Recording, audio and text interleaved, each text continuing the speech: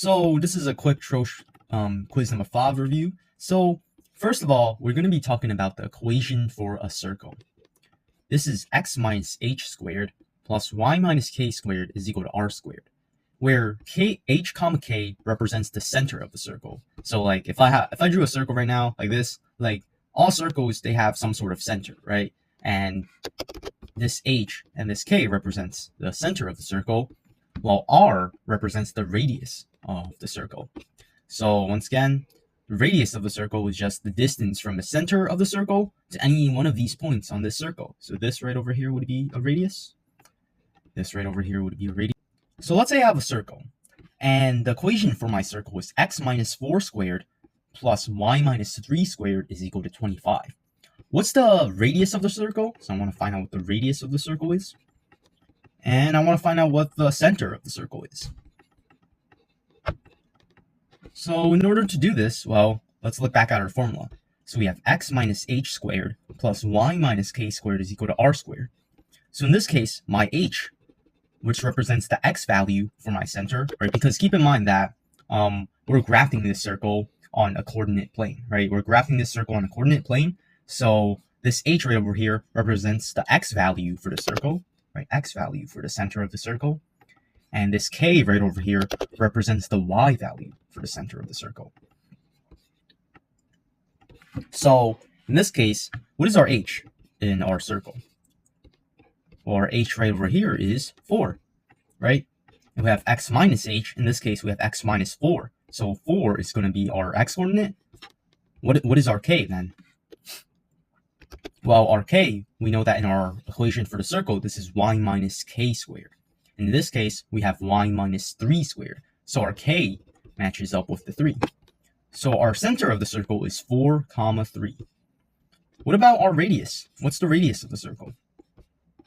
Well, you notice how in the formula, these two things, they match up with each other, right? You'll notice how this r squared matches up with this positive 25. And to solve for the radius of the circle, you just take the square root of both sides. So you get that r is equal to positive 5.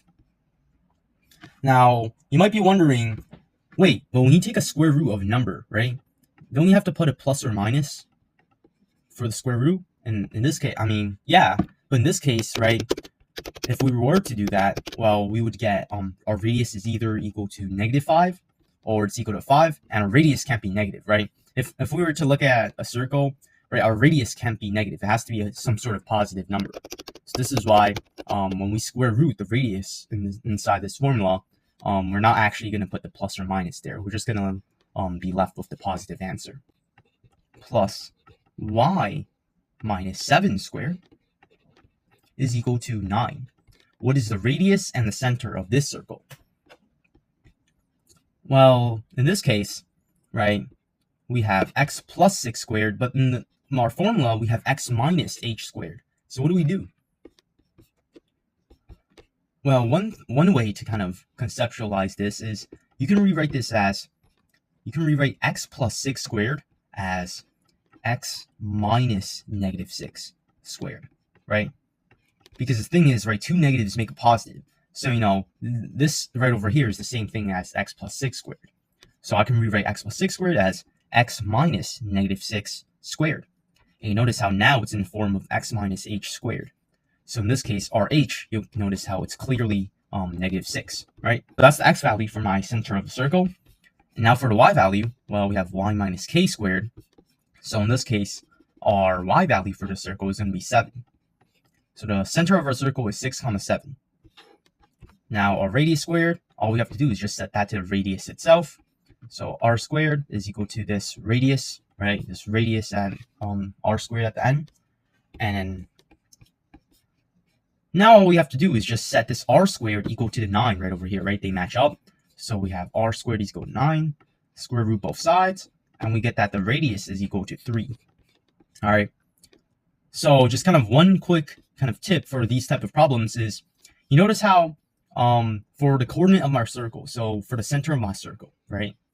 You notice how up here we have x plus 6, but when we find out the center of the circle, it's actually -6, right? And then for the y minus 7, the coordinate of the y value is positive 7. So if I have something like x plus 6 squared plus y minus 6 squared is equal to 4, well, I could easily find out the center of the circle by just taking the opposite of this sign. So what I do is the center is going to be negative 6, comma 6. All I do is take the opposite of what's inside here, right? The opposite of this positive 6 is this negative 6. This matches up with my x value. And then for the y value, well, the opposite of negative 6 is positive 6. So this becomes a y value for my circle. Right? You notice how I'm like in formula, right? It's x minus h squared, but the coordinate is h, right? So it's always the opposite sign of what you're expecting. Another kind of circles topic we're going to go into is how to kind of find the equation of a circle given the center of the circle and a point on the circle. But before we do this, let's just talk about the distance formula. So if we have 2 points on the coordinate plane and we want to find out the distance between these 2 points, we would use this formula. And kind of the way this formula originated is, well, people were like, okay, I see 2 points. Well, I can always create a right triangle. And if I wanted to find this distance right over here, I could just use the Pythagorean theorem. And that's how they came up with the distance formula. I'm not going to prove it, but, you can kind of see where this originated, right? We have a squared. This is a squared right over here. This is b squared. And then if we set this equal to c squared, right, and we took the square root of both sides. All right, so a squared plus b squared, we square rooted both sides. We get that c is equal to the square root of a squared plus b squared. And yeah, this kind of looks like this formula, right? C, in this case, our distance between the 2 points is equal to a squared, in this case, x2 minus x1 squared, plus y2 minus y1 squared. So yeah, just kind of the whole point is kind of, don't be scared of this formula because this is basically the Pythagorean theorem. So yeah, so let's say if I have the point 5, 3. And let's say if I have the point 7, 6. And I want to find out the distance between these 2 points. Well, how do we do this? Let's start by, if you're starting out new for the distance formula, I recommend labeling everything. So in this case, let's make this one our x1, y1, right? This is the x value, y value. And then let's make this one x2, y2, right? x2, y2. Just plug it into the formula. We have the square root of x2 minus x1, so 7 minus 5. 7 minus 5 squared, plus y2 minus y1, so 6 minus 3 squared. So we have 7 minus 5 is 2, and 2 squared is 4. 6 minus 3 is 9. I mean, what the hell? 6 minus 3 is 3. 3 squared is 9. My bad. And then we are just going to get that the distance between these 2 points is going to be the square root of 4 plus 9 or the square root of 13. And that is our answer. So yeah, that is the distance formula. Let's just do one more quick example just to get kind of everything cemented into your head. So let's say, in this case, let's do negative numbers. Let's say if I have -1, -3, 4, 5, I want to find out the distance between these 2 points. Just label everything first. This is x1, this is y1, this is x2, this is y2. So then we have x2 minus x1, so 4 subtracted by x1, which is -1, so 4 minus -1, right? So if you're dealing with negative numbers, don't forget to kind of put the negative sign there, because some people would just forget that, and negative, we know that negative makes it positive, so that's going to lead to a completely different answer than if you didn't put a negative there. So we have the square root of x2 minus x1 squared, so 4 minus -1 squared, plus y, which is 5, minus y1, which is -3 squared. So negative makes it positive, so it's just the same thing as 4 plus 1 squared. So this is going to be 25. And this is 5 plus 3 squared. So this is going to be plus 64. So then 25 plus 64 is just going to be 89. And yeah, the distance between these 2 points is 89. A circle center is at 5, -6. One of the points on the circle is 1, 3. What is the equation for the circle? And I have the circle equation pulled up. So, okay. So the circle center is at 5, -6. So all we got to do for the first part is we can just substitute that into our formula, right? So we have x minus the x value of our center of, the circle squared plus y minus the y value of the coordinate for the center, right? So in this case, we can substitute 5 in for h, right? Because the x value for our circle is 5, right? That corresponds with the h. So this is going to be x minus 5 squared plus y minus, in this case, we can substitute negative 6 in for k, right? That represents the y value of our circle. So y minus negative 6 squared. We know that negative makes positive, so it's the same thing as just y plus 6 squared. Now, how do I find the radius? I mean, this part, one of the points on the circle is 1, 3. This seems pretty important, but how can I put this to use? And to do this, I like to visualize things. So 5, negative 6 is somewhere over here. And one of the points on the circle is 1, 3. So 1, 3 is like, let's say, somewhere here. So what I'm saying is that we have a circle that looks something like this, right? Our center of the circle is 5, negative 6. And one of the points on the circle is 1, 3. And in our circle formula, in the equation for my circle, we're missing the radius. So how am I able to find the radius of this circle? Well, we know that the radius of our circle is just the distance from our center of the circle to any one of the points on the circle, right? This right over here would be a radius. This right over here would be a radius. And in this case, they've given us one of the points on the circle, right? They said that 1, 3 is on the circle. And they gave us the center, the coordinate for the center of the circle, meaning that this distance right over here represents the radius of the circle. Right? This distance right over here represents the radius of the circle. So all we got to do is just plug these 2 points in to the distance formula, and we get the radius. So in this case, our first point is 1, 3. Let's just label that. My bad. And the second point, let's label it x2, y2. And now we just plug it into the formula. This is just going to be the square root of x2, which is 5, minus x1, which is 1. So 5 minus 1 squared, plus y2, which is negative 6, minus y1, which is 3 squared. And this is going to be equal to our distance. So 5 minus 1 is 4. 4 squared is 16. Negative 6 minus 3 is negative 9. Negative 9 squared is just going to be 81. So the distance, or in this case, the radius of our circle is just going to be equal to the square root of 97. Now, we're not done yet because the equation of a circle is just the radius squared, right? So if this radius is equal to 97, well, to find the radius squared, we just square both sides. And we get that the radius squared is equal to 97. So for r squared, we just put in 97, and there we go. X minus 5 squared plus y plus 6 squared is equal to 97. Next up is just a quick review on simplifying radical expressions, or rational expressions. So in this case, if I want to simplify 3x minus 27 divided by x minus 9, well, how would we do this? We can't simplify the denominator, but we can simplify the numerator.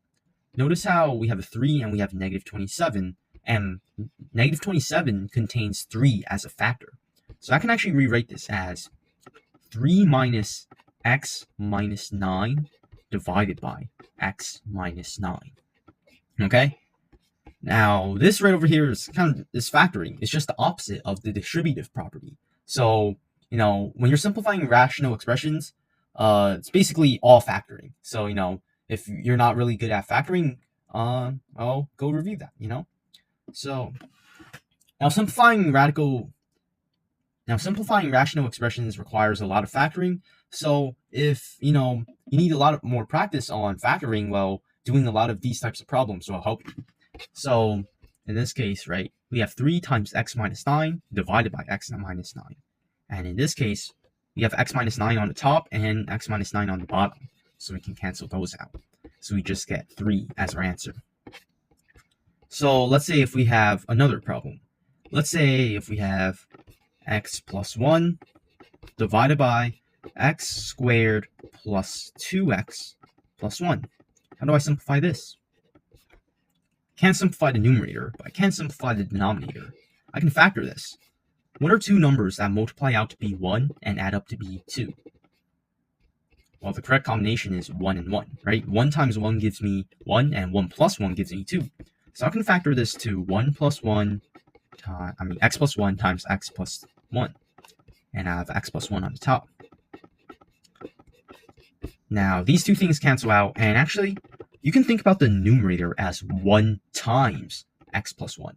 So I can cancel this out, and I'm just going to be left with 1 divided by x plus 1. And that's going to be our answer. Let's say if I have another problem. Let's say I have 4x plus 16 divided by x squared minus 16. So in order to do this, this is just kind of like, there's a little bit of a combination of what we just did. So the denominator is different, but okay, how would I simplify 4x plus 16 divided by x squared minus 16? Well, the first thing you notice is that I can factor out a 4 from the top, right? 4 and 16 both contain 4, right? So I can factor out a 4. So I would get 4 times x plus 4, right? Because 4 times x gives me 4x, and 4 times 4 gives me 16. So the value of this expression has not changed. And x squared minus 16, this is just the difference of two squares, right? If I have a squared minus b squared, I get a plus b times a minus b. So in this case, if I have x squared minus, in this case, 16 can be written as 4 squared, right? So this is just going to be go to x plus 4, right? A plus b times x minus 4, right? A minus b. It's just going to be go to x plus 4 times x minus 4. And then, top and bottom contains x plus 4. So these cancel out. I'm just going to be left with 4 divided by x minus 4. So remember, you can only cancel things out when it's like being multiplied by each other, right? You notice how on the top, it's 4 times x plus 4. And on the bottom, it's x plus 4 times x minus 4. So only when there's a multiplication sign between these two things can you cancel them out. If I have something like 4 divided by x plus 4, I can't just cancel the 4's out because there's no multiplication sign anywhere, right? In this case, it's a subtraction. I mean, on the top, I guess you can think about this as 1 times 4, but the bottom, this is just completely different, right? X minus 4 is just completely different from positive 4 on top, right? So you just can't cancel them out at all. So yeah, that's just something important to note. Now, one kind of another thing to know is that, let's say if I have negative 2x minus 1 divided by 4x plus 2, I could factor out the a 2 in the denominator, right? Because 4 and 2 both share a common factor of 2. So I get 2x plus 1, and this is going to be multiplied by 2, right? 2 times 2x plus 1, right? 2 times 2x gives me 4x. 2 times 1 gives me 2. What about the numerator, though? It seems like this negative 2x minus 1 and this bottom 2x plus 1, they don't match up. So what do I do? And now in some scenarios, what can happen is you can actually factor out a negative 1. So imagine if we took out a negative 1 from both the terms, right? If I took out a negative 1 from a negative 2x, I'm just going to be left with a 2x. If I took out a negative 1 from negative 1, I'm just going to get positive 1, right? Notice how everything is still equal, right? Negative 1 times 2x gives me negative 2x. And negative 1 times 1 gives me negative 1. Sorry if the ones were a little bit confusing, but it's the concept. You just got to know that sometimes you're able to factor out a negative sign for your expression.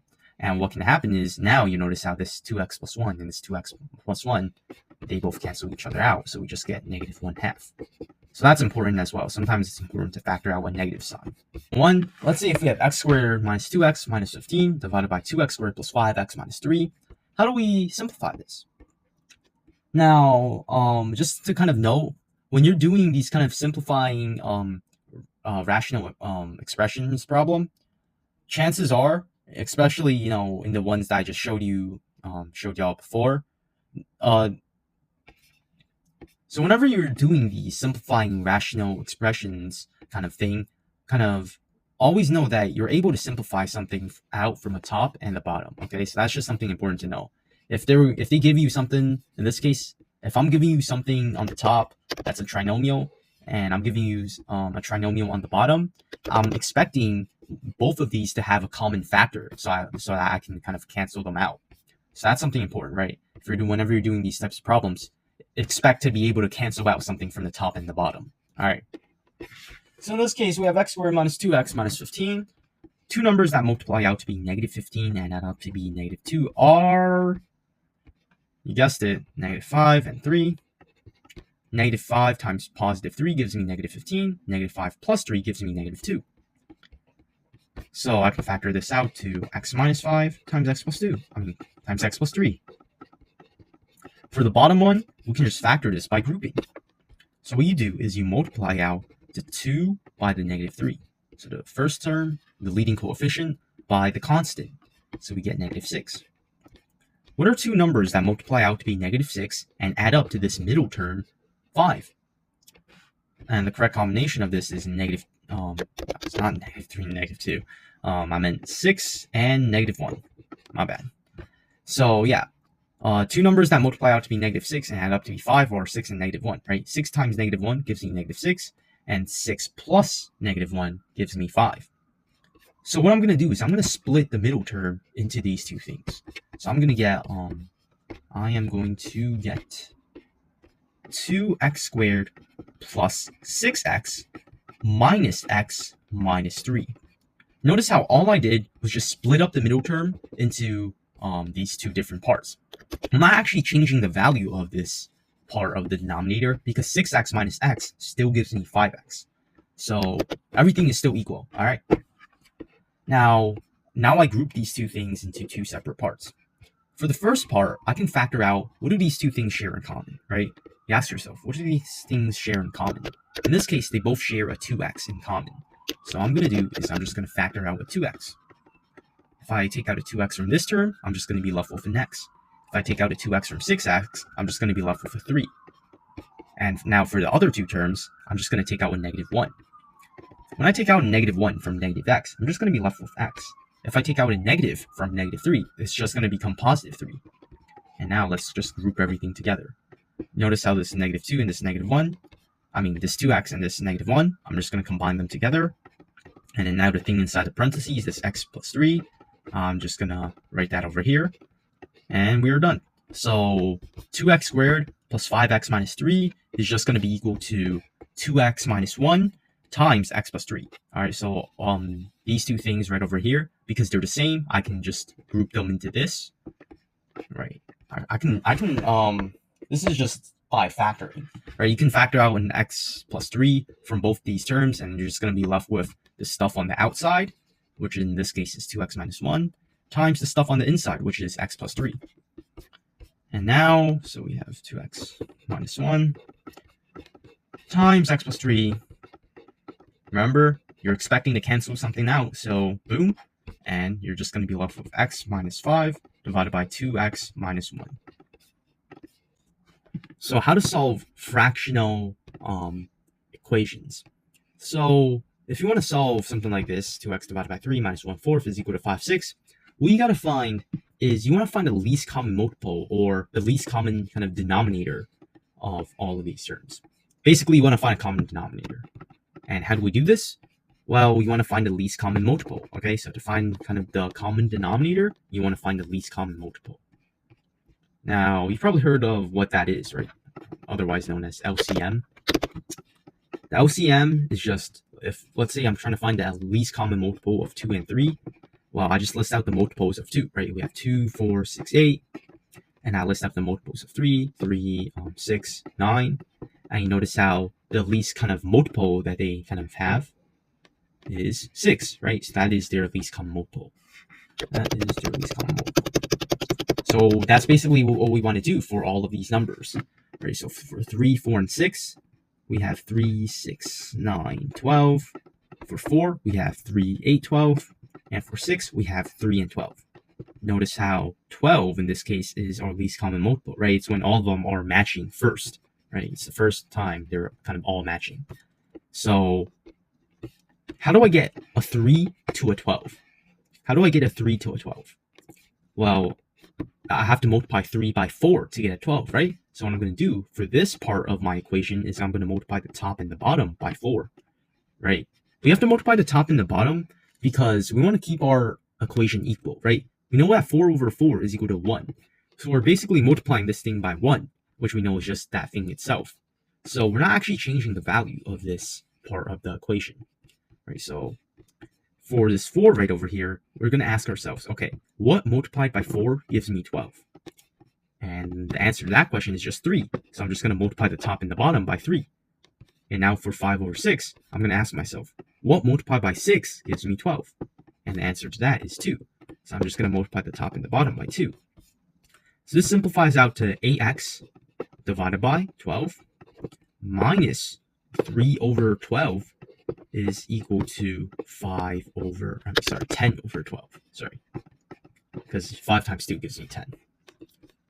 Now, because all of the denominators are equal, well, we know that the numerators have to be equal in order for this equation to be equal, right? So now all we have to do is we can just, this equation right over here is just going to be equal to 8x minus 3 is equal to 10. There's a little shortcut you can use. If you know that all the denominators are equal to each other, well, then the numerators have to be equal to each other as well, right? To make this equation true. So we could just set the numerators equal to each other and then solve for x.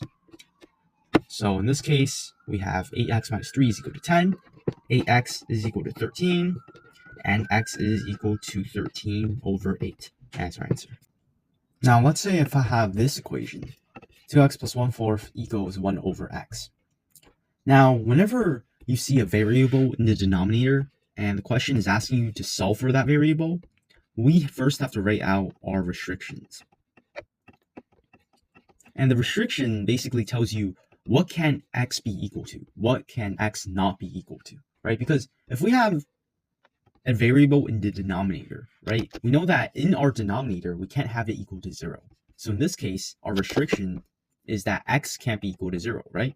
Because if we set x equal to 0, well, then we would have 2 divided by 0, and that would be undefined. So that's our restriction. So whenever you see a variable in the denominator, try to find out the x value. So the first step should be trying to find out the x value that makes the denominator equal to 0 and setting that as your restriction.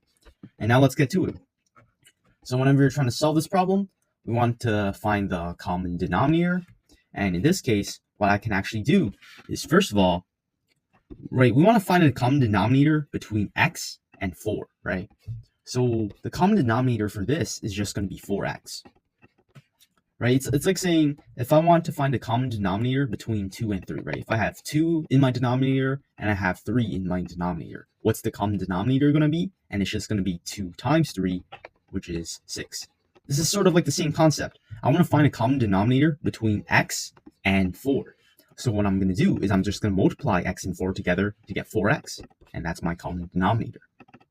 So in this case, in order to get 4x, well, if I want to make x into 4x, I'm just going to multiply the top and bottom of this part by 4 over 4, right? Make sure to multiply the top and the bottom as well to make sure that your equation stays equal. And in order for me to get 4 to 4x, what I'm going to do is I'm just going to multiply the top and the bottom of this part of the equation by x, right? So now my new equation is going to be, well, 2 times 4 is 8, 4 times x is 4x, plus, and then now I have x times 1, which is just x, and I have 4 times x, which is just 4x. It is equal to 1 over x. So now you notice how, well, now we have a common denominator. And when we have a common denominator, we can combine these two fractions together. So I'm going to get 8 plus x divided by 4x is equal to 1 over x. So you just combine the numerator together because the denominator is, you have common denominator, right? This step, it's basically like if you have, let's say, 1/3 plus 2/3, it's going to be equal to 2 plus 1 over 3, which is equal to 3 over 3, right? So whenever you have a common denominator, we know that we can just combine the numerators together and keep the denominator. Okay, and now to solve this equation, what I can do is I can cross multiply, right? So I can cross multiply this. So I'm going to get 8 times x, which is 8x, plus x times x, which is x squared, is equal to 4x. Now what I can do is I can just subtract 4x from both sides. So I get x squared plus 4x is equal to 0.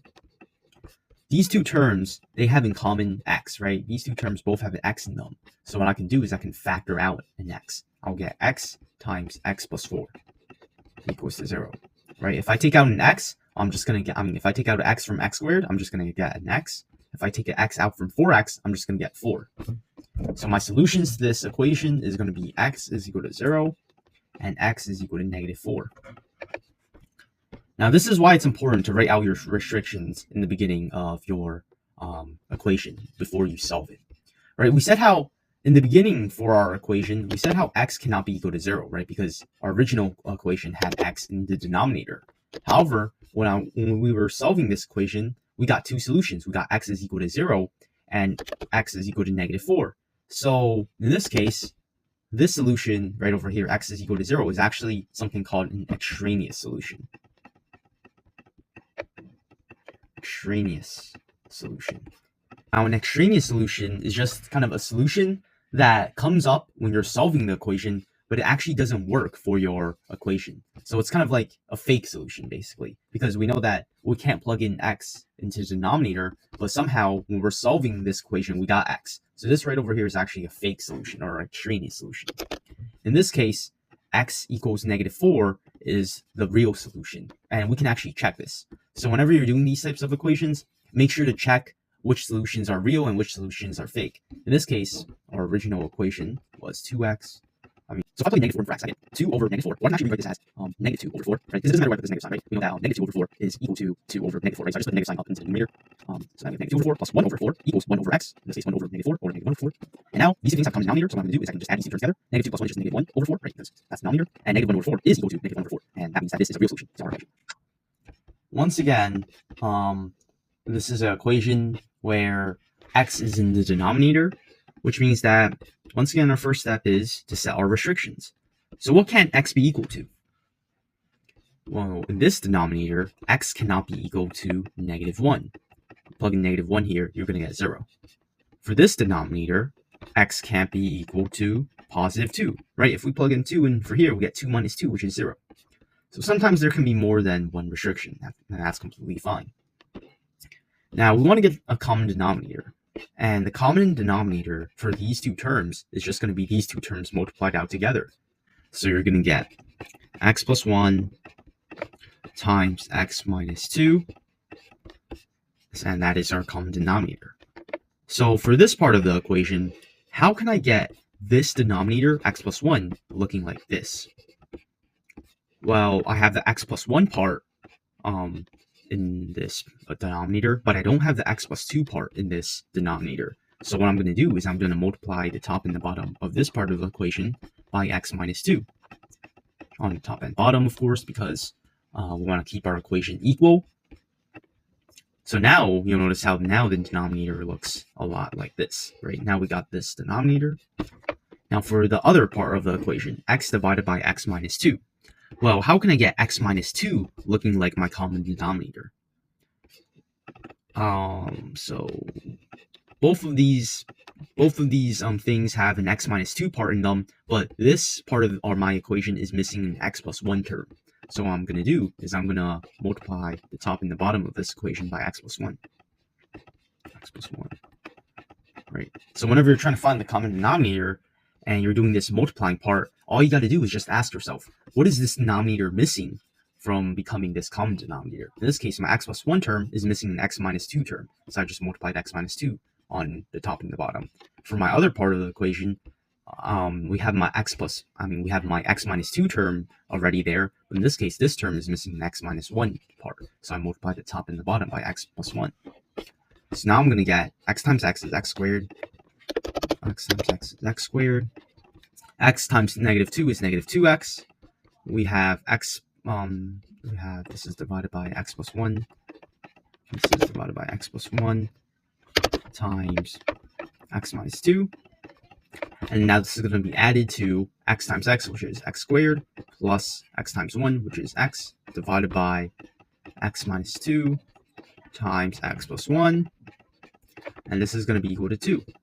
So now we have a common denominator. So what we can do is we can combine the fractions together. So we're going to get 2x squared actually, right? Because we have 2x squared here. And this is going to be minus x, right? Because negative 2x plus x is just going to be negative x, divided by x plus 1 times x minus 2. Now this is all going to be equal to 2. So now what I can do is only after, okay, so before when we did all these steps, I kept my denominators in in a factored form, right? I kept my denominator in a factored form. But now after I do all the simplifying, now this is when I like to FOIL my denominator. So I like to save the FOILing for when I actually like simplified everything out first. So now I'm going to get, for my denominator, I'm going to get x squared minus x minus 2. My denominator, 2x squared minus x is equal to 2. Now what I'm going to do is I'm going to cross multiply these two terms. So I'm going to get 2x squared minus x is going to be equal to 2 times x squared is 2x squared. 2 times negative x is negative 2x. 2 times negative 2 is negative 4. These two x squares will cancel out with each other, right? We just subtract 2x squared from both sides. So these two things will just zero out. And we get negative x is equal to negative 2x minus 4. I'm just going to add 2x to both sides. So I'm just going to get x is equal to negative 4. And there we go. That is our answer to this equation. And you can check this actually. So in my original equation, that's x divided by x plus 1. My original equation is x divided by x plus 1 plus x divided by x minus 2 is equal to 2. And I can actually check that negative 4 is the solution to this. So I'm going to get, if I put negative 4 in fractions, I get negative 4 divided by negative 4 plus 1 plus negative 4 divided by negative 4 minus 2 is equal to 2. I get negative 4 divided by negative 3 is equal to plus negative 4 over negative 6 is equal to 2. Negative signs cancel out. So I get 4 over 3 plus 4 over 6 is equal to 2. Now to get a common denominator, I'm just going to multiply this 4 over 3 term by 2 over 2, right? So now I'm going to get 8 over 6 plus 4 over 6 is equal to 2. And now that we have common denominator, just combine the numerator, so I get 2 over 6 is equal to 2.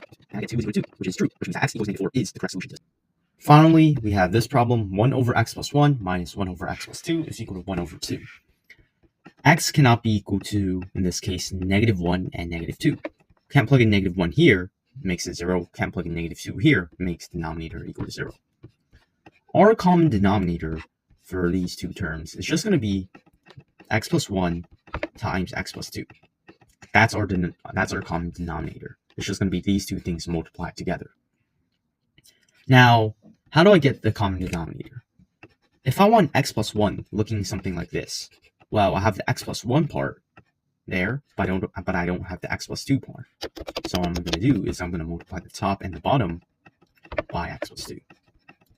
So whenever you're trying to find the common denominator, ask yourself, well, if I have one part of this common denominator part, well, what other part am I missing? For the x plus 2 part, well, I have the x plus 2 right over here, but I don't have the x plus 1 part. For the x plus 2 part, I have the x plus 2 part, but I don't have the x plus 1 part, right? So I'm going to multiply both the top and the bottom of this right over here by x plus 1. So I'm just going to get, x plus 2 divided by x plus 1 times x plus 2 minus x plus 1 divided by x plus 1 times x plus 2 is equal to 1/2. Denominators are the same, so I can combine the numerators. I'm just going to get x plus 2, and this is important. So whenever you have this negative sign, you're combining the two fractions together. Make sure to distribute the negative sign to all your terms. Some students, what they do is they only put the negative sign, they only distribute the negative sign to only the x term, and they're going to end up with the wrong answer. So you got to distribute the negative sign to all the terms. So it's going to be x plus 2 minus x minus 1, right? Because this is minus x and this is minus 1, divided by, now I'm going to simplify the denominator. So I'm just going to get x squared plus 3x plus 2 is equal to 1/2. These two x's cancel out. 2 minus -1 is just going to be 1. So I'm going to get this. Now I can just cross multiply and then solve for x. I'm going to get x squared plus 3x plus 2. And I cross multiply this. I'm just going to cross multiply this. So I'm going to get equals to 2. I subtract 2 from both sides. So I get x squared plus 3x is equal to 0. I factor out an x. So I get x times x plus 3 is equal to 0. And for my solutions, I get that x is equal to 0 and that x is equal to -3. So, do these solutions work is the thing. So, I'm just going to quickly check my work. So, here's a quick time lapse. This is our original equation.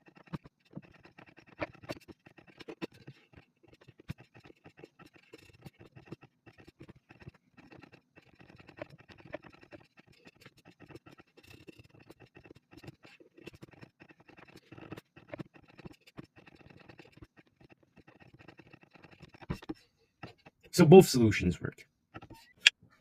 Now let's talk about how to solve square root equations. So when you're trying to get something out of a square root, well, what will you do?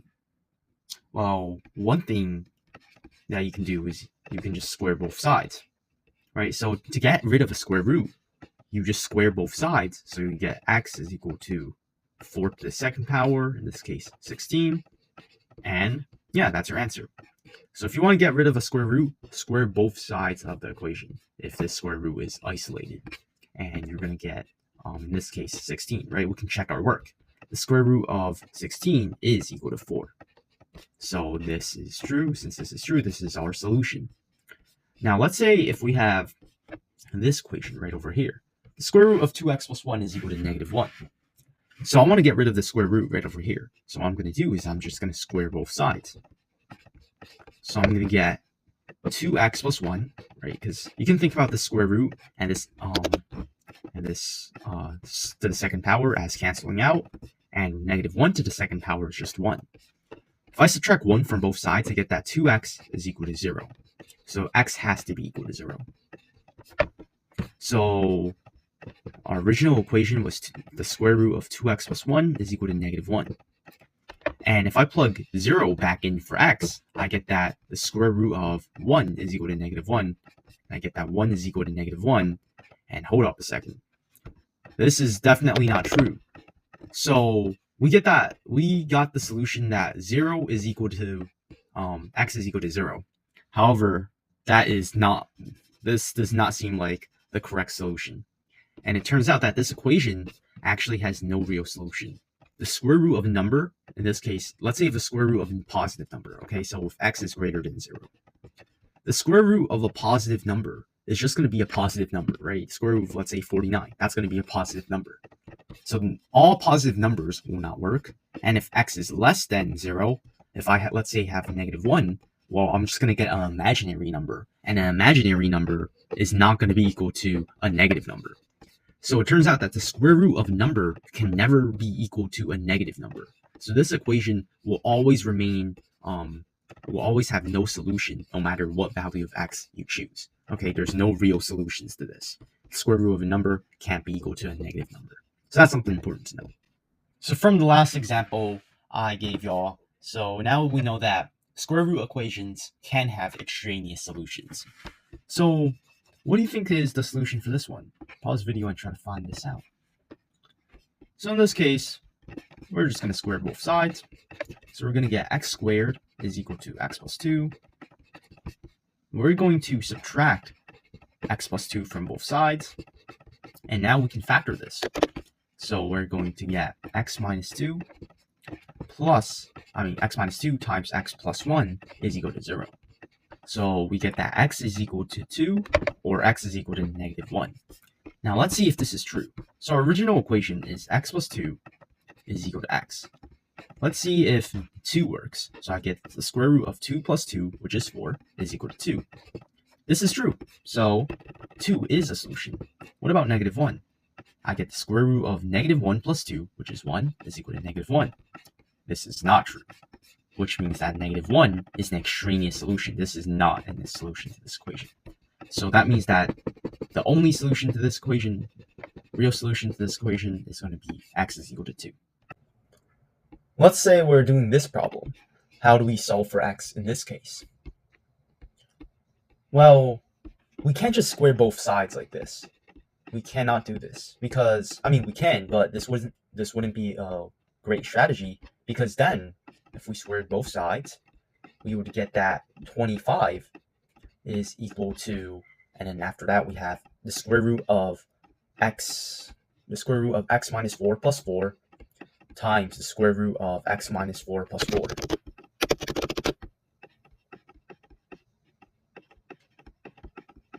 And you notice how now we have to FOIL, right? Because we have two different terms and we're multiplying them by two different terms. So a binomial times a binomial. And in this case, we have to FOIL everything and it's going to get pretty messy. So we can't square both sides of our equation just yet. And instead, what we have to do is we have to subtract 4 from both sides. So we kind of have to isolate this square root symbol. So we get 5 minus 4 is just 1. So square root of x minus 4 is equal to 1. And now that the square root is by itself, now we can square both sides. So now the square root cancels out, and we get x minus 4 is equal to 1, and we get that x is equal to 5. And if we plug that back into our original equation, we get the square root of 5 minus 4 plus 4 is equal to 5. The square root of 5 minus 4 is just the square root of 1. The square root of 1 is just 1, so we get 1 plus 4 is equal to 5. And that is true, meaning that 5 is a solution to this equation. Now, let's say we have the cubed root of x is equal to 2. Now, before we get into this equation, let's just talk about square roots and cube roots. So let's say if we have the square root of 4, we know that's equal to 2. And the reason why the square root of 4 is equal to 2 is because 2 times 2, right, this number multiplied by itself 2 times gives us the number inside the radical, aka it's also called the radicand. So the reason why the square root of 4 is equal to 2 is because 2 times 2 gives me the number inside the radical, aka the radicand. Okay, now the cubed root of number, so cubed root of a number has this 3 symbol right over here. And this basically is asking us what number multiplied by itself 3 times gives me this number inside the radical, this radicand. All right, that's basically kind of the same concept, except you're dealing with 3 factors instead of 2 factors. And when you're solving these types of square root equations, so the trick is that if we have something like the cubed root of x is equal to 2, well, what we just have to do is just cube both sides. So this cubed root and this to the third power, they cancel out, okay? It's just like how if you have the square root of x is equal to 2, right? What you do is you just square both sides, right? For the cubed root, all you have to do is, so in this case, we get that x is equal to 8, right? 2 to the third power is 8, so x is equal to 8. And that makes sense, right? The cubed root of x is equal to 2. That's our original equation. If we plug in 8 for x, we get the cubed root of 8 is equal to 2. Now, 2 times 2 times 2, right? We're multiplying 2 by itself 3 times. And 2 times 2 times 2 gives us 8, which is the number inside the radical, or the radicand. So that means that 2 is the correct answer. I mean, 8 is the correct answer. It does equal to 2. And this pattern can be extended up to any root of x. For example, if we have the 4th root of x, what we can just do is we can just take the 4th power of both sides. So then this all cancels out, right? This 4th root and this to the 4th power cancels out. You just get x is equal to 2 to the 4th power, which is equal to 16. So this pattern extends for any root of x. Let's say if I have 2 times the cube root of x is equal to the cubed root of x squared. How do I solve for x? Well, in this case, what I notice is that both of these things have a cube root. And if I want to get rid of a cube root, all I have to do is just cube both sides. So then I am going to get 2 cubed, right? Because remember, the exponent property I told you all about, right? Kind of have to distribute this cube sign to both of these terms. So I get 2 cubed times the cubed root of x cubed. And this is going to be equal to, well, this cube root and this cube thing cancels out, so I get x squared. 2 cubed is just 8, and this right over here cancels out, right, with the cubed root. So I just get 8x is equal to x squared. I subtract 8x from both sides. I'm just gonna get 0 is equal to x squared minus 8x. I can factor out an x from both of these terms, so I get 0 is equal to x times x minus 8. So that means that either x is equal to 0 or x is equal to 8. And let's check our answer, right? So our original equation was this. So now if I plug in 0 in for this, I get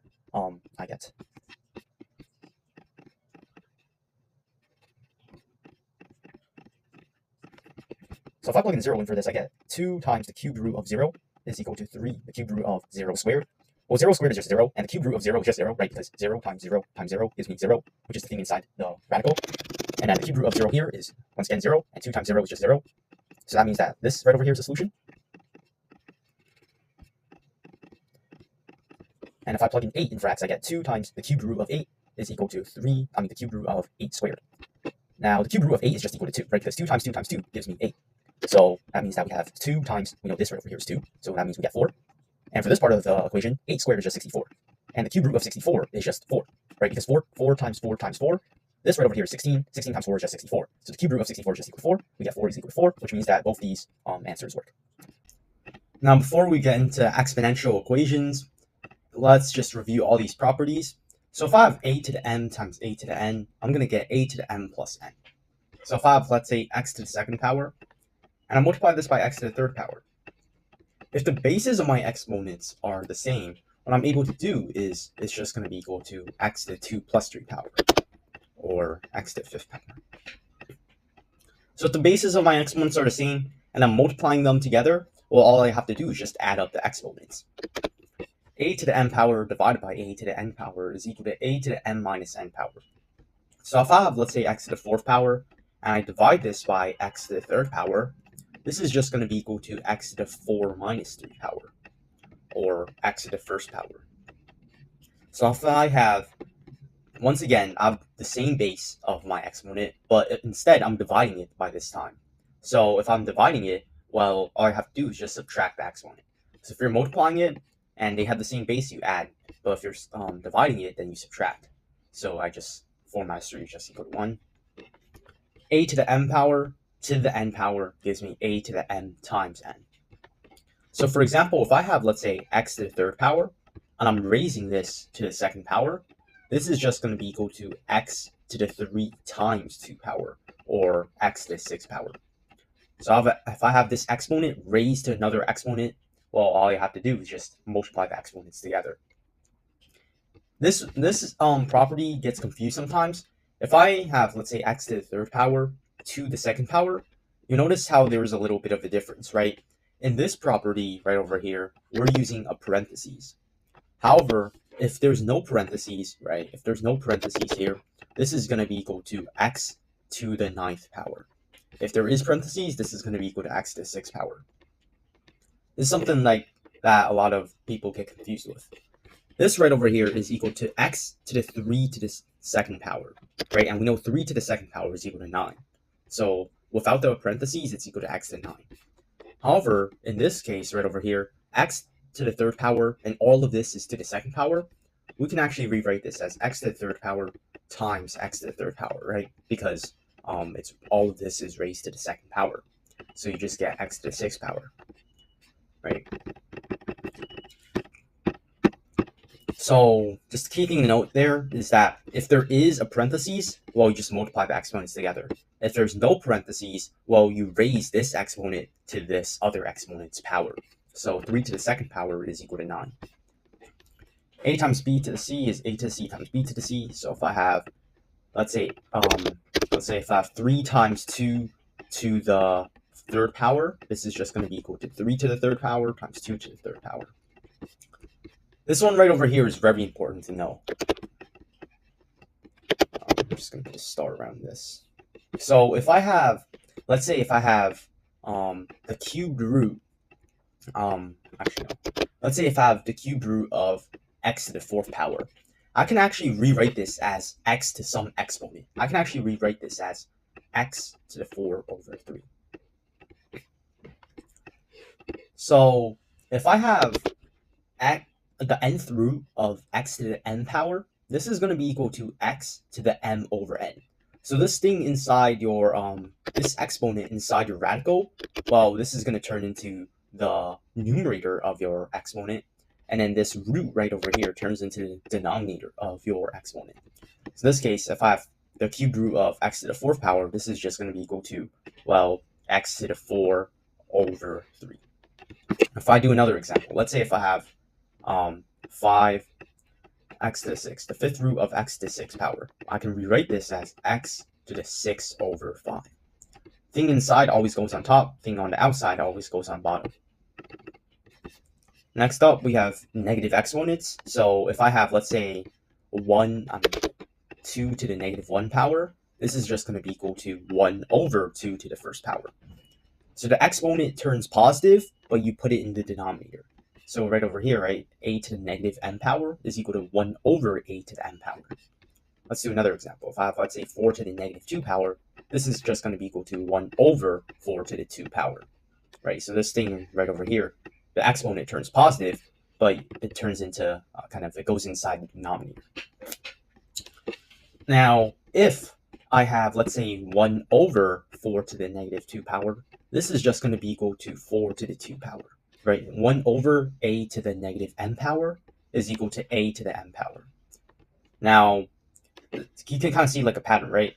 If your kind of negative exponent is in the numerator, it goes inside the denominator. But if your negative exponent is in the denominator, it goes back up into the numerator. So that's something important to know. And finally, actually not finally, we have a over b to the m power is equal to a to the m power over b to the m power. So if I have, let's say, 3 over 2 to the 2nd power, this is just going to be equal to 3 to the 2nd power over 2 to the 2nd power. Finally, this one right over here, if I have, let's say, 3rd root of, let's say, x times y, or let's say, let's use real numbers, let's say 5 times 6, this is going to be equal to the 3rd root of 5 times the 3rd root of 6. Now, before we start exponential equations, let's just do some quick simplifying problems. So, how can I simplify 81 to the 1/2 power? Whenever something is being raised to the 1/2 power, this is the same thing as taking the square root of that number. Think about it, right?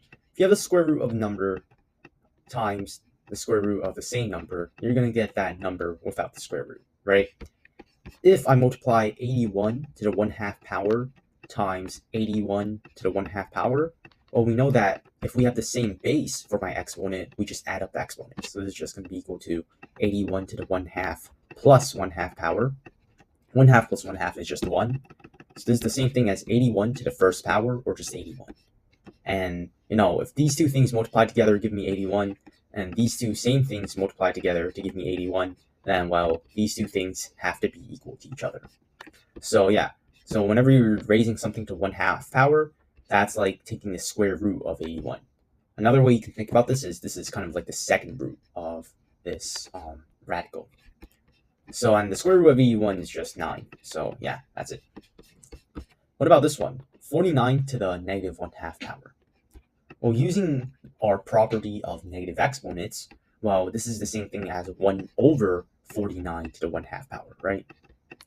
Your exponent turns from negative to positive, but you put it inside the denominator. So you just kind of put it inside the denominator, and then the exponent turns positive.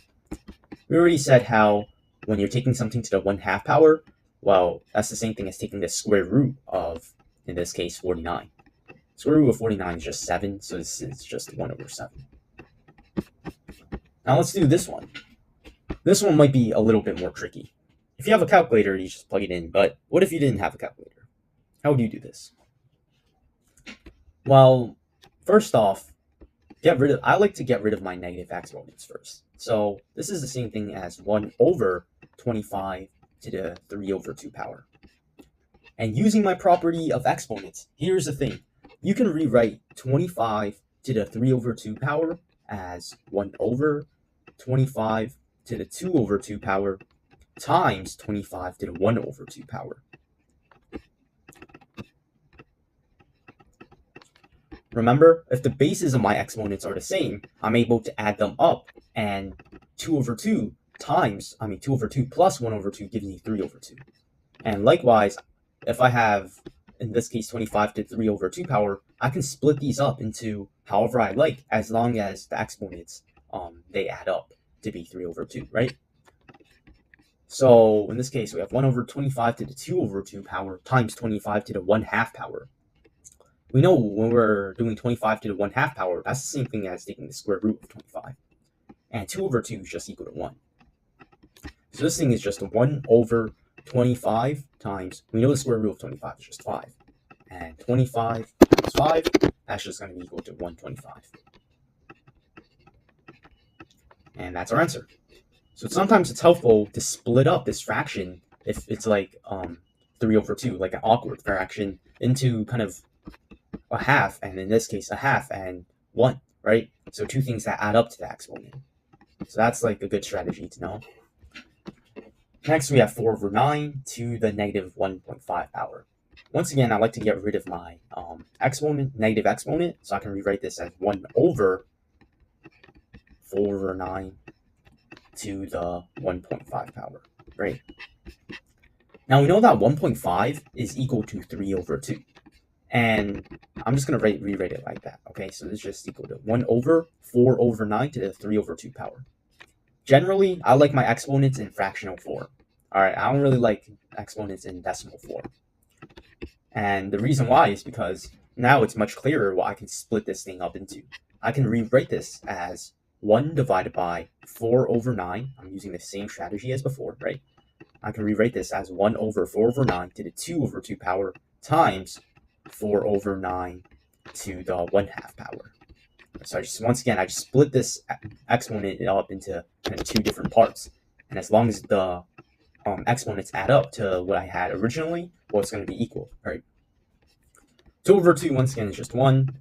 And 1/2 is just the square root of all of this. So I'm going to get 1 over 4 over 9 times the square root of 4 over 9. Now, using a radical property, one radical property, I'll just rewrite this again, but if you have the square root of a divided by b, this is just going to be equal to the square root of a divided by the square root of b. So in this case, this is just going to be 1 over 4 over 9 times the square root of 4 divided by the square root of 9. Square root of 4 is just 2. This is just 3. So we have 1 over 4 over 9 times 2 over 3. 4 times 2 is 8, and this is 27, so it's just 8 over 27. And then this is just going to be equal to, you can think about this as 1 divided by 8 over 27. Keep change flip, right? We keep the first part, we change this sign to a multiplication sign, and we flip this fraction. So this is just going to be equal to 27 over 8. And that's our answer. So yeah, these problems can be pretty complicated, but as long as you know your exponent properties and your radical properties, you should be fine. Here's a quick review on how to simplify radicals.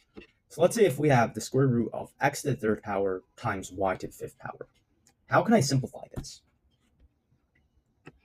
Well, one thing, just to kind of like keep things simple, I'm just going to break this up into two different radicals.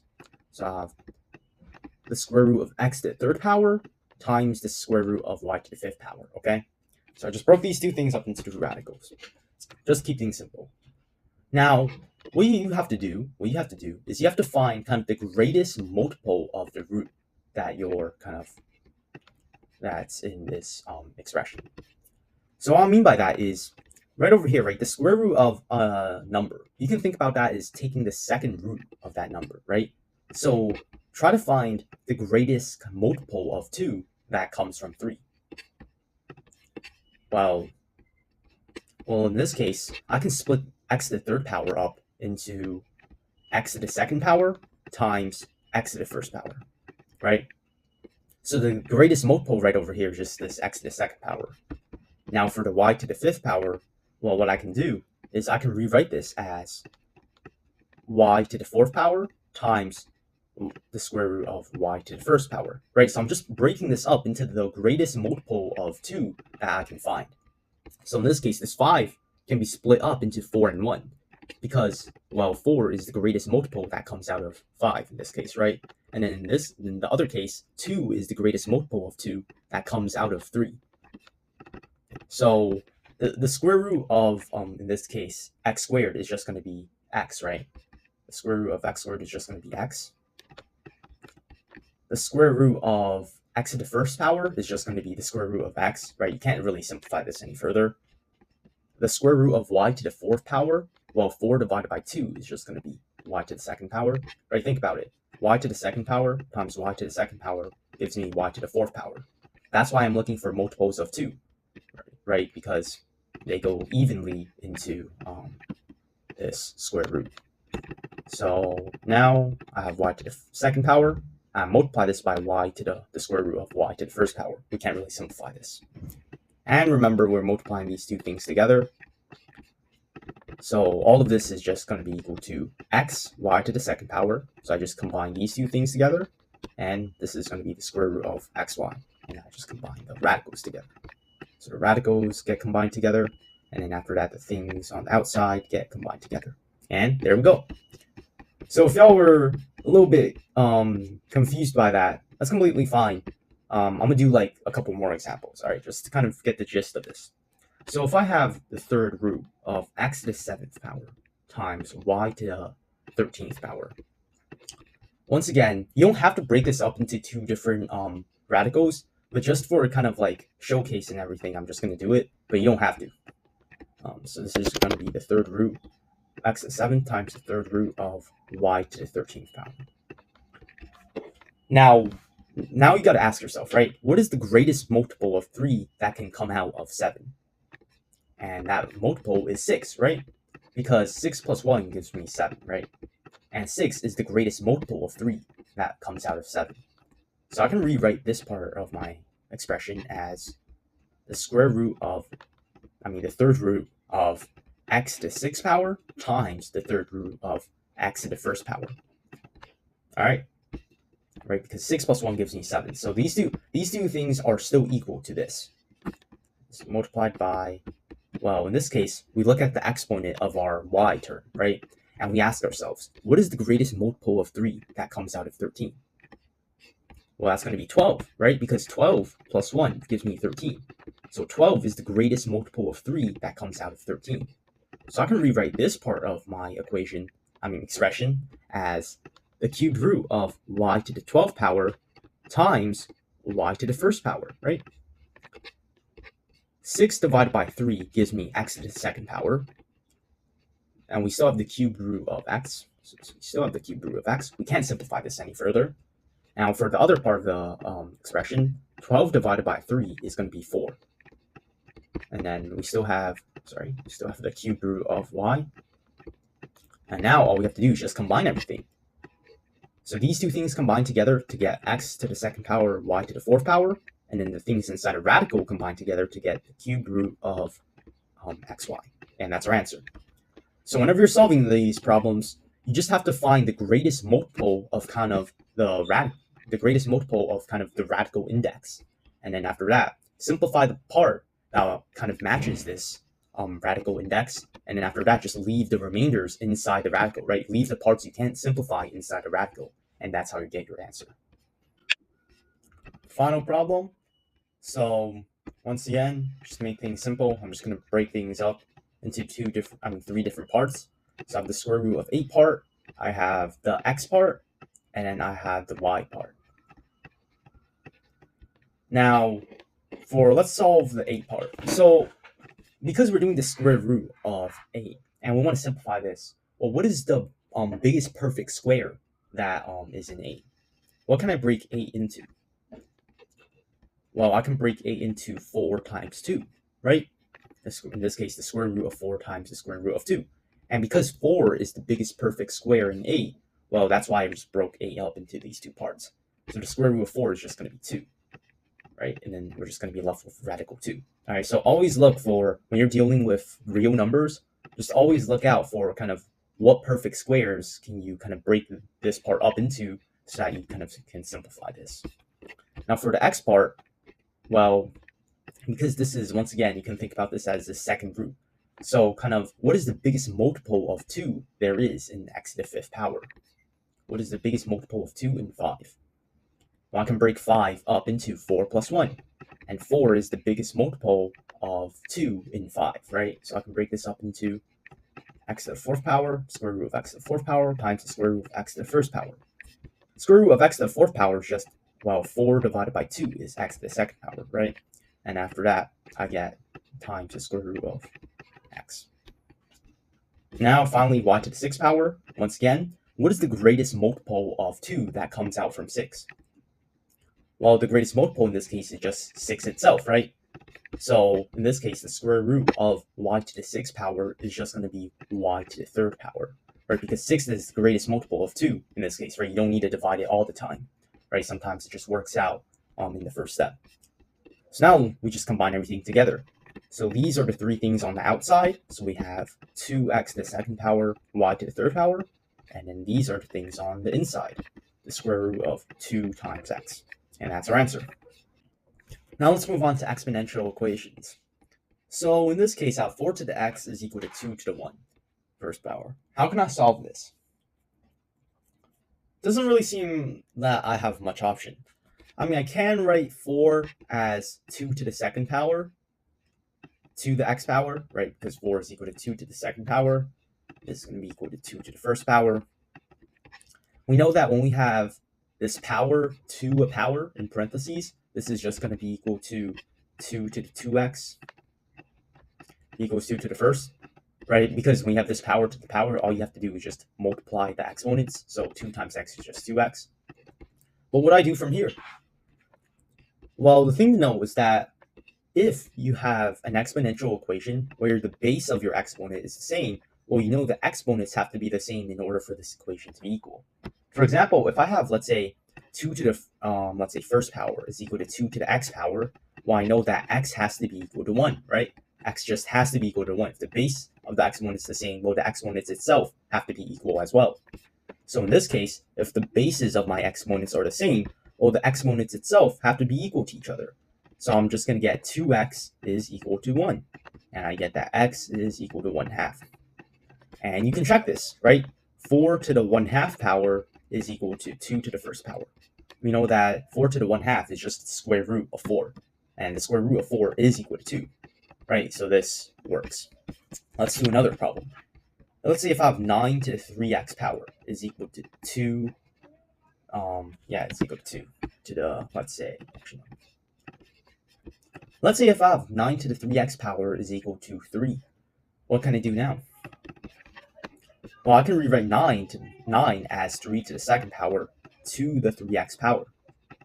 It's equal to 3. Now, we have a power to power in this case. Just multiply the powers together. So I get 3 to the 6x is equal to 3 to the 1st power. And now, because the exponents are, because of the bases of my exponents are the same, the exponents itself have to be equal to each other. So I get 6x is equal to 1, and I get that x is equal to 1/6. All right, let's do another one. Let's say if I have 3 to the 3x power is equal to 1/9.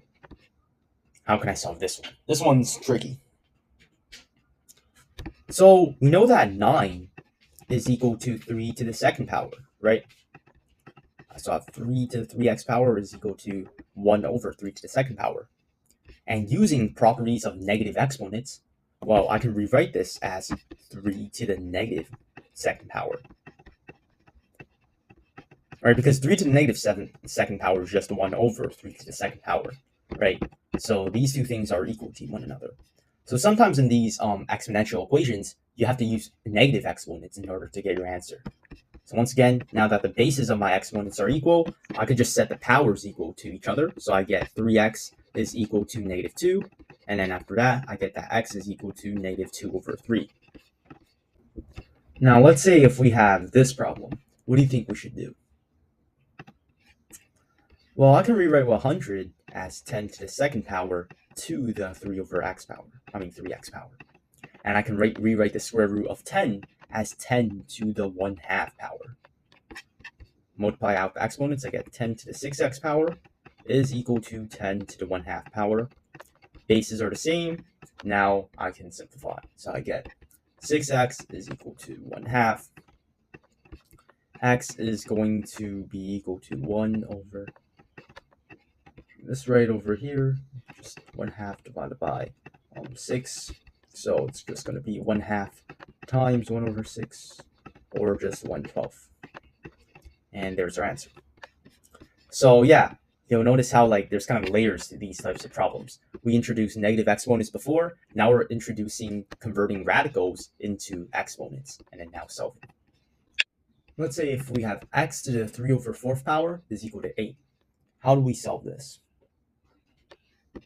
Well, if we want to isolate x, right, we want to isolate x into kind of x to the 1st power. Now, how do we do this? Well, what we can do is we can raise this thing to the 4 over 3 power. So we raise both sides to the 4 over 3 power, aka the reciprocal of this exponent. So that, well, this cancels out to be 1, so I get x is equal to 8 to the 4 over 3 power. And that's our answer, right? So sometimes when you want to solve for x in these exponential equations, what you do is you raise both sides to the reciprocal of this exponent so that, it cancels out. If you want to solve 8 to the 4 over 3 power, well, this is equal to 8 to the 3 over 3 times 8 to the 1 over 3 power. 8 to the 3 over 3 is just 8 to the 1st power. So you have 8 times, and 8 to the 1/3 power is just going to be 2, right? Because when you raise something to the 1/3 power, that's the same thing as the cubed root of 8. So then the cubed root of 8 is just 2, and 8 times 2 is just 16. Using that same concept, try to solve this one. Now what I can do is I can just raise both sides to the 4 over 3 power. I get 8 to the 4 over 3 power is equal to, well, these exponents cancel out, so I just get 3x plus 1. Subtract 1 from both sides, and divide by 3. So I get x is equal to 8 to the 4 over 3 power minus 1 divided by 3. And that's our answer. And we can simplify this a bit further. Once again, we know that 8 to the 4 over 3 power, we said how 8 to the 4 over 3 power is equal to 16, right? So this right over here is equal to 16. 16 minus 1 is equal to 15. 15 divided by 3 is equal to 5. And that's my answer. Let's talk about logarithms. So logarithms are the inverse of exponentiation, or exponents. So just to recap on what an inverse is.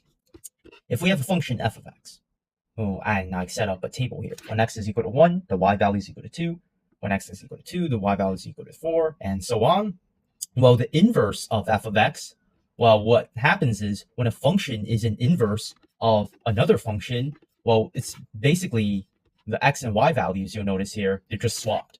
So when a function is an inverse of another function, the x and y values are swapped. So in our original function, when x is equal to 1, the y value is equal to 2. However, in our inverse function, you'll notice how when the x value is equal to 2, the y value is equal to 1. And you notice how it's like all these values in our table have swapped. Right? When x is equal to 3, the y value is equal to 5 in our original function. And in the inverse function, when x is equal to 5, the y value is equal to 3. So that's just a quick introduction. Now, we're going to be focusing on how to solve simple logarithmic equations. So let's just talk about some features of logarithms.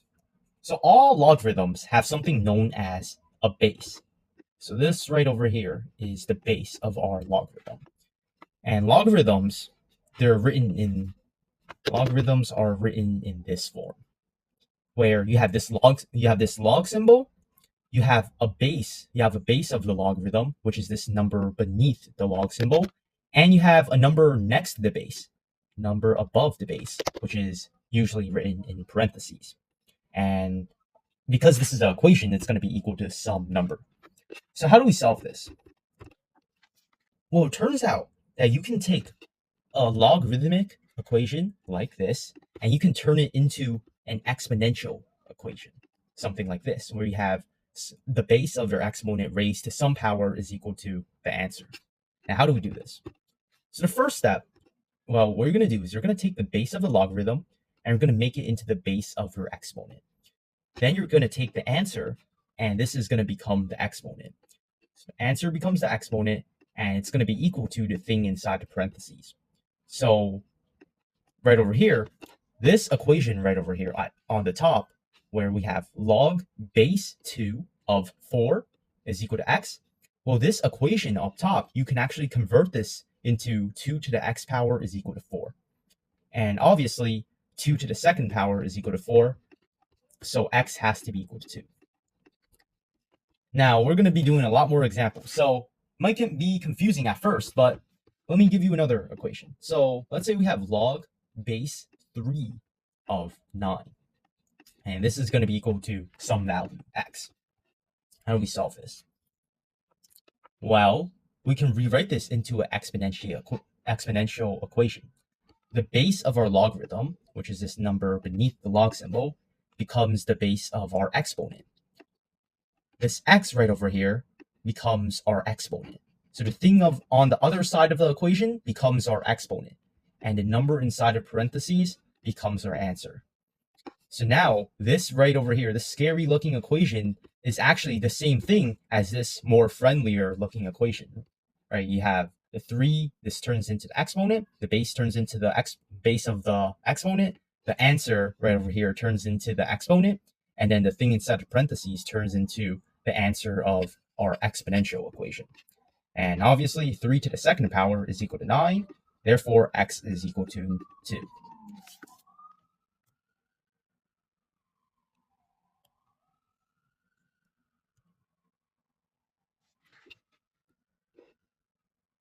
Now let's do another one. Let's say we have log base, let's say 4 of 64.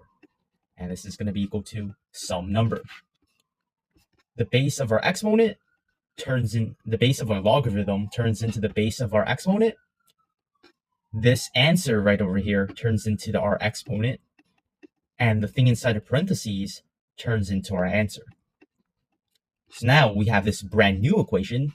These two equations are equal to each other, and log base 4 of 64 is equal to x can actually be converted into this equation, which is 4 to the x power equals to 64, and x is equal to 3. 4 to the 3 power is equal to 64. So those are just some simple logarithmic equations, and this process where you take a logarithmic equation, convert it into an exponential equation, makes it pretty easy to solve these types of equations. So whenever you're dealing with logarithms, you're never going to see a situation where there's a negative inside the parentheses of this logarithm, or you have a negative base. When you're dealing with logarithms, the base of your logarithm should be greater than 0. It should not be negative. And the thing inside of parentheses should also be greater than 0. It also can't be negative. And the reason why? Well, you're going to be dealing with complex solutions if you have a negative base, or if you have a negative thing inside your parentheses. For example, log base 2 of -1 is equal to x. Let's convert this into an exponential equation. So right now, remember, the base of our logarithm becomes the base of our exponent. The answer becomes the actual exponent, and then the thing inside parentheses becomes our answer. So we have this equation, 2 to the x power is equal to -1. And it turns out that x has no real solutions. You can try, plug in any numbers. Let's say you plug in x is equal to -5. Well, this is the same thing as 2 to the -5 power is equal to -1. And this is equal to 2 to the -5 power is equal to 1 over 2 to the 5th power is equal to -1.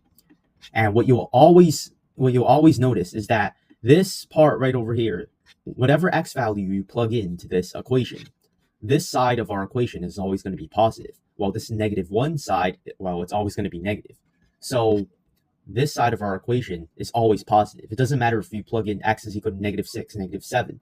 This equation, this side of the equation is always going to be positive, and it's never going to be negative. So therefore, this equation doesn't have any real solutions. And actually, let me just use decimals here. So we have 2 to the x power. Let's say we have y is equal to 2 to the x power. And in the other one, we have y is equal to -1.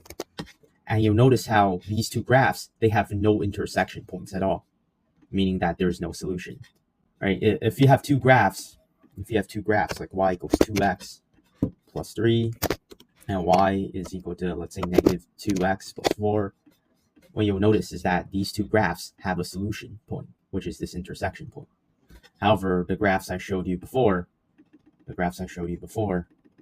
have no intersection point. It goes on forever and forever. So let's talk about some logarithm properties. So let's say if we have log base a of m, and we add this to log base a of n, well, this is just going to be equal to log base a of m times n. So if you have two logarithms where the base of your logarithms are the same, and you're adding these two logarithms together, well, the result is just a single logarithm with the same base, except that you just multiply the things inside the parentheses together. For example, if you have log base 2 of 4, and you add this to log base 2 of 2, what you just do is you keep the same base as your answer, but what you do is you multiply the things inside the parentheses together. So this is just going to be equal to log base 2 of 4 times 2. And this is just equal to log base 2 of 8. Let's do another one. Let's say if we have a log base 3 of, let's say 4. And you add this to log base 3 of 5. Well, what you do is, because the bases of the logarithms are the same, you keep the base. So our answer is going to still have this log base 3. Keep the base. And what you do is you take the things inside the parentheses, take this 4, and you take this 5, take things inside the parentheses, and you multiply it together. So this is just going to be equal to log base 3 of 20. And it turns out that you can do this for pretty much, as long as you want. For example, what I mean by that is, let's say if we have log base 2 of 2, let's say we add this to log base 2 of 3, and then we add this to log base 2 of 4. What is this going to be equal to? Well, you're going to keep the base. So it's still going to be log base 2, and you're going to take everything inside the parentheses. So you're going to take this 2, you're going to take this 3, you're going to take this 4, and you're going to multiply it by each other.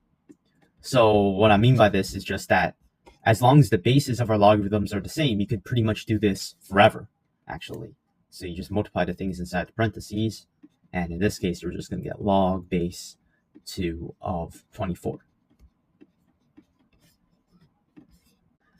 And now the nice thing about this logarithm product rule is that you're able to go backwards as well. So not only are you able to go from log base a of m plus log base a of n, and you multiply these things together, well, you're able to go backwards as well. So for example, if you have log base 2 of 24, and this is just going to be equal to log base 2 of 4 times 6. The thing inside our parentheses is still equal to 24. So these two things I've highlighted have the same value. And what you're able to do is, now you'll notice how our logarithm is in the form of log base a of m times n. And now you're able to convert it into two logarithms. This is just going to be log base 2 of 4 plus log base 2 of 6, right? Log base a of m, log base 2 of 4, plus log base a of n, log base 2 of 6. Let me just show you another examples of this. So let's say if we have log base 3 of 9. Well, we know that 9 is equal to 3 times 3.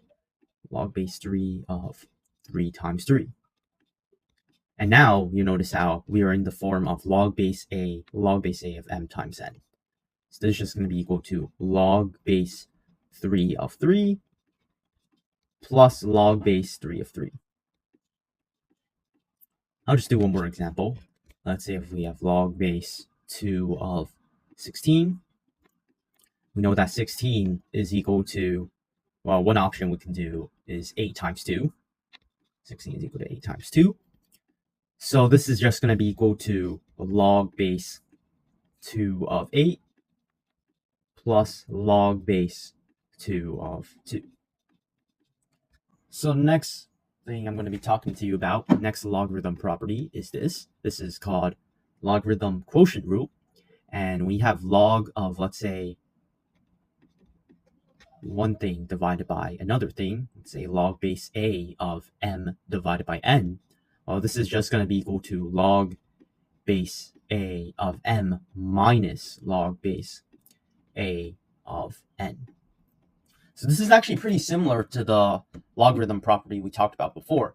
Instead of multiplying, now we are dividing, and then instead of adding, now we're subtracting. That's basically the difference. So if you have something like, let's say, a log base 2 of 4, and you subtract this from log base 2 of 2, well, what you're going to do is you're going to keep the same base, right? You notice how all of these things have the same base. So you're going to keep the base. So there's going to be log base 2. And then what we're going to do is you're going to take the first thing inside of parentheses, make it a numerator, take the second thing inside of parentheses, and then turn it into the denominator. So this is just going to be equal to log base 2 of 4 divided by 2 is 2. Let me just do another example. Let's say if we have log base 3 of, let's say, 12, subtracted by log base 3 of, let's say, 4. Well, what you're going to do is you're going to keep the base. You're going to take the first thing inside parentheses, and you're going to make it the numerator. You're going to take the second thing inside of parentheses, you're going to make that the denominator. So this is just going to be equal to log base 3 of 12 divided by 4 is 3. Why did I write 12? It's just going to be 3. And it can go the other way. It can go the other way as well. For example, if we have log base 2 of 8, well, we know that 8 is equal to 16 divided by 2. And then now we can use our logarithm quotient rule. So now we have log base a of m divided by n. This is just going to be equal to log base 2 of 16. And then you just subtract it by log base 2 of 2. So yeah, I'm just showing you examples of where you can go from this direction to this direction, or you can go from this direction back to this direction. So log base 2 of 16 over 2. And then this numerator part comes first, and then the denominator part comes second. And everything has the same base, of course. Now, another property of logarithms is you're able to take exponents for the thing inside of the parentheses, and you're able to sort of drop it down. So what I mean by that is if you have log base a of b to some power, well, this is going to be equal to the power, so you kind of bring the power down from the parentheses, times log base a of b. So seems confusing at first, but it's actually pretty simple. So what you do is, let's say if you have log base 2 of 5 to the second power, what you're able to do is you're going to take the exponent and you're just going to drop it down. So this is just going to be equal to 2 times log base 2 of 5. So you just basically took the exponent, we put it down, and then we added this multiplication sign. Let's say we have log base 3 of 3 to the second power. Well, what you're able to do is you're going to take the exponent and you're basically just going to drop it down. So this is going to be equal to 2 log 2 times log base 3 of 3. You just drop down the exponent, so the exponent's not there anymore, and then it becomes this thing that you're multiplying by. And likewise, if you have something like 5 times log base 2 of 3, the opposite is true. What you're able to do is you're able to take this 5 and you're able to turn it into an exponent. So this is actually equal to log base 2 of 3 to the 5th power. This is the opposite of what we did. We're able to take the thing that we're multiplying the log thing by, and we're able to turn it into the exponent. So yeah, that's another property of logarithms. You're able to take the exponent and you're able to sort of bring it down so that you're multiplying by the exponent. Or the opposite can be true. You're able to take the thing that you're multiplying the log by, and you're able to turn it into the exponent. Now, the next two logarithm properties are pretty straightforward. So one of it is that if you have log base a of 1, this is always going to be equal to 0. So if you have log base a of 1, it's going to be equal to 0. Now, why is this true? Well, let's rewrite this as an exponential equation. So the base of the logarithm becomes base of exponent. The answer becomes our exponent. and then the thing inside of parentheses becomes our answer. So we get this equation, a to the 0th power is equal to 1. And it turns out that any number to the 0th power is equal to 1. 3 to the 0th power is equal to 1. Doesn't really matter. So if I have something like log base 3 of 1, and I want to find out what this is equal to, well, it's just going to be equal to 0, because 3 to the 0th power is equal to 1. Doesn't matter. It could be 4, 5, 6, whatever. Because it's always raised to the 0th power, it's always going to be equal to 1. And another logarithm property. This one's also a pretty straightforward one. So if you have log base, let's say a of a, it's going to be equal to 1. For example, if I have log base 4 of 4, and I wanted to find out what this was equal to, well, if we rewrite this as an exponential equation, this is the same thing as 4 to the x power is equal to 4. And obviously, 4 to the first power is equal to 4. So x has to be equal to 1. So yeah, log base a of a is equal to 1 because any number to the first power is equal to itself. Any number to the first power is equal to itself. The next two log properties are very important, especially in solving equations. Actually, the next three. So let's say if we have log base x of x to the y power. And we want to find out what this is equal to. Let's say this is equal to z. Well, using our log properties, right, we turn this into exponential equation.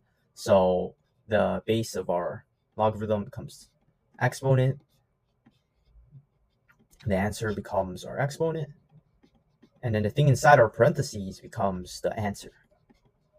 So you can see how if we have log base x of x to the y power, and it's equal to, let's say, z, you'll notice how we end up with this exponential equation. We end up with x to the z power is equal to x to the y power.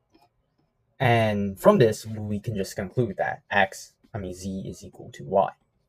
If both the bases of our exponents are the same, and these two things are equal to each other, well, the exponents have to be the same as well.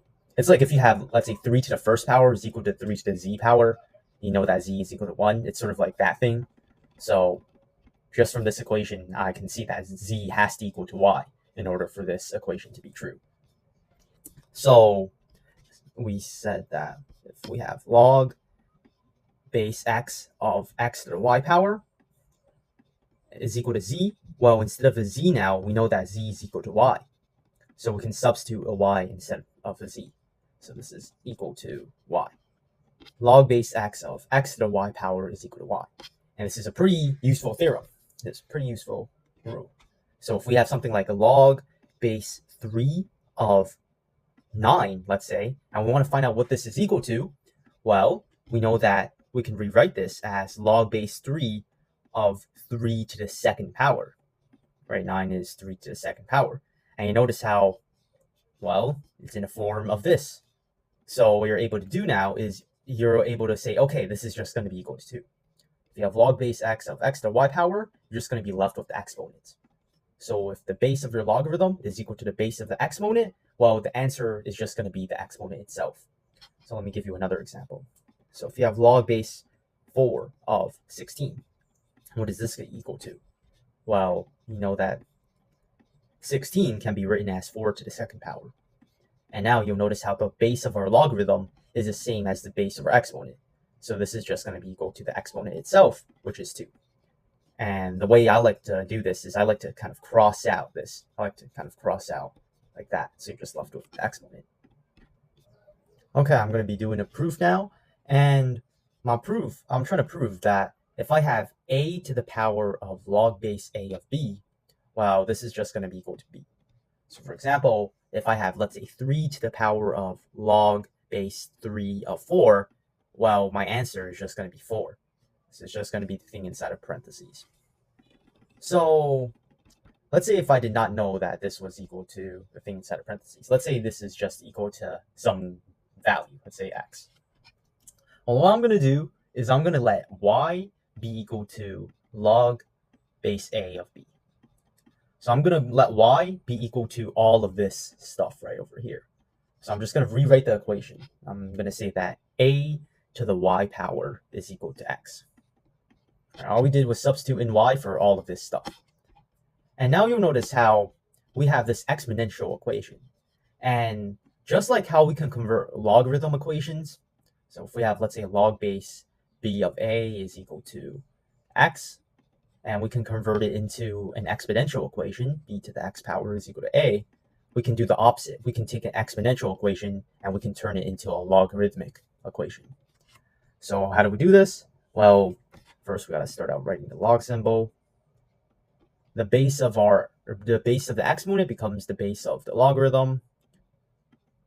The thing on the other side, the thing that it's equal to, becomes the thing inside the parentheses. And the exponent that this base is raised to becomes our answer. So we get that log base a of x is equal to y. Now what you'll notice is that we know that y is equal to log base a of b. So we can substitute that back in for y. We can say that log base a of x is equal to log base a of b. And now what do you notice? Well, in order for these two equations to be true, x has to be equal to b. If these two logarithms, they have the same base and they're equal to each other, well, the things inside the parentheses must also be equal to each other. So now that we proved that x is equal to b, if we go back to our original equation, instead of the x here, let's substitute that with a b. So instead of x here, let's substitute this with a b. And boom, the proof is done. We just proved that a to the log base a of b is equal to b. So once again, if I'm going to do another example, if I have something like 4 to the log base 4 of 3, and I want to find out what this is equal to, well, if the base of the exponent and the base of the logarithm are equal to each other, it's just going to be equal to the thing inside the parentheses. So if I have something like 5 log base 5 of 10, this is just going to be equal to 10, the thing inside the parentheses. The last logarithm property is called the change of base rule, and it's probably by far the most important logarithm property. So let's say if we wanted to evaluate what log base 4 of 6 is equal to using a calculator. If you have a TI-84 calculator, what you can do is you can press math. You're going to scroll all the way down until you see A, which is log base, and you can enter the stuff in, and you get the answer. But the problem is that some calculators don't have this feature.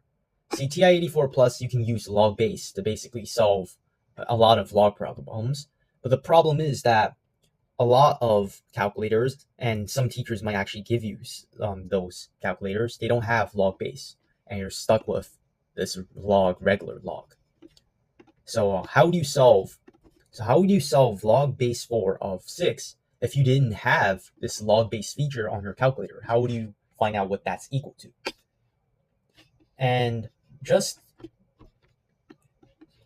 before we do that, just a reminder that whenever you see this log symbol on the calculator, so it seems like it has no base at all, this logarithm.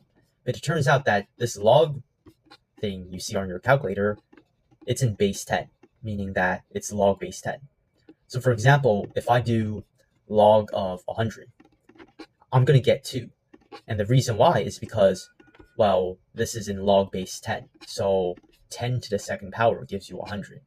If I put in 1,000, I will get 3, because 10, which is this invisible, in this case, this calculator doesn't have base 10, doesn't put it base 10 here, but you can think about it as an invisible 10 here. 10 to the third power is equal to 1,000.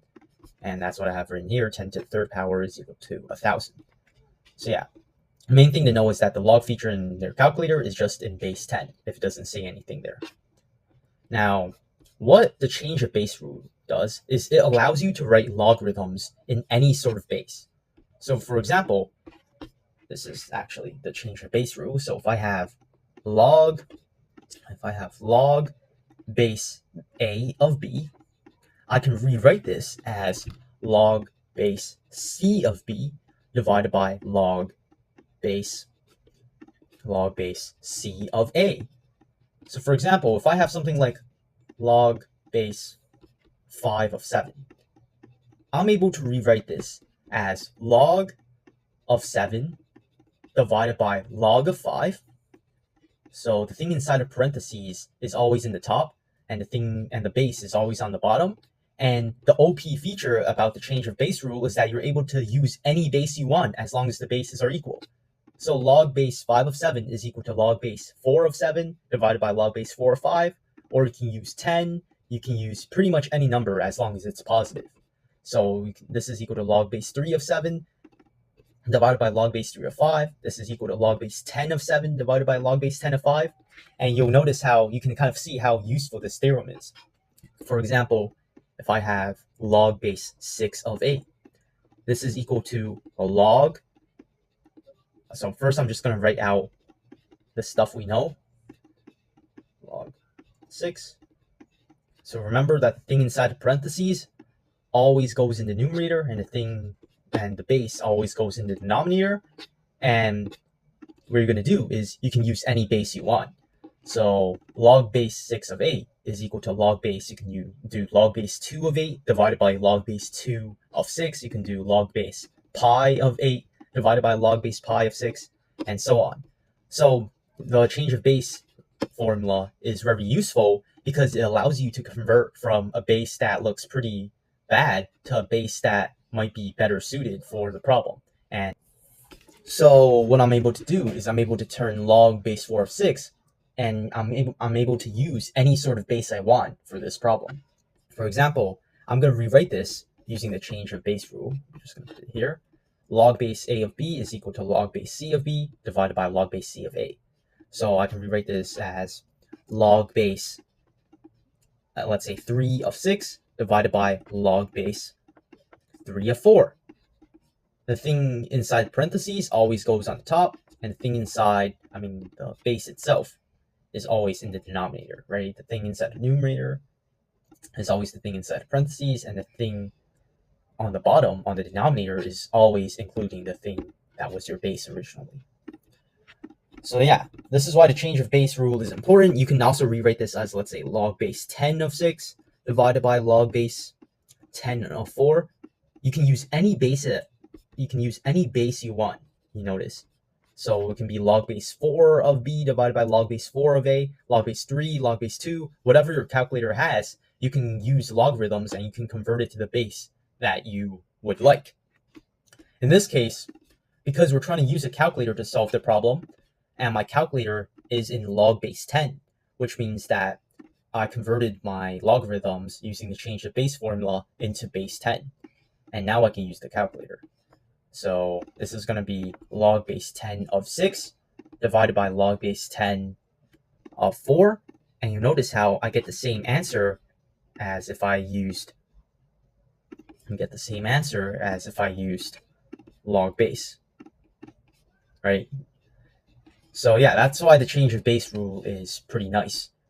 Let's do another example. Let's say if I have log base 5 of 7, and I want to find out what this is equal to.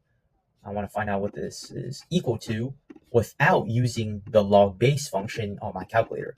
So if your teacher doesn't allow you to use this, how would you solve this logarithm? Well, it would just be equal to, I'm just going to put that on the side. This is just going to be equal to log base. Remember, the thing inside the parentheses always goes on the top, and our base always goes on the bottom. And you can use any base you want, meaning I'm just going to use base 10 because that's what my calculator has. Right now, I've rewritten my original expression in terms of base 10, and now I can use the calculator to solve it. You see, my calculator is in base 10, and my problem is using base 5, which is bad. So using the change of base rule, I'm able to convert this logarithm into base 10. So now I can use my calculator to solve this. So I'm going to use my calculator. This is just going to be equal to log base 7, log base 10 of 7, divided by log base 10 of 5. Log base 10, there's an invisible 10 here. Just pretend there's an invisible 10 there. Log base 10 of 5. And you notice how it's the same answer as if I actually used the log base function. You notice how it's the same answer as if I used base function like that.